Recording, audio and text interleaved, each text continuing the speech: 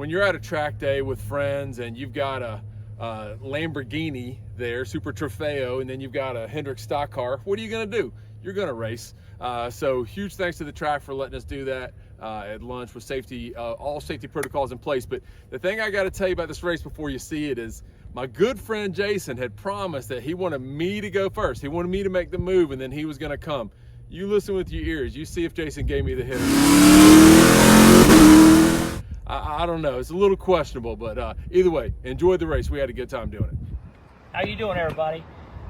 Even though it was all in good fun, I'm just here to clear up a rumor that was going around where I might have jumped the start on the drag race between Scott Lloyd and I, but just to defend myself, after some discussion with Scott, I found out that he started in 3rd gear and I was in 2nd gear. So you can watch the video and decide for yourself, but I believe it was a pretty clean race. But y'all let me know.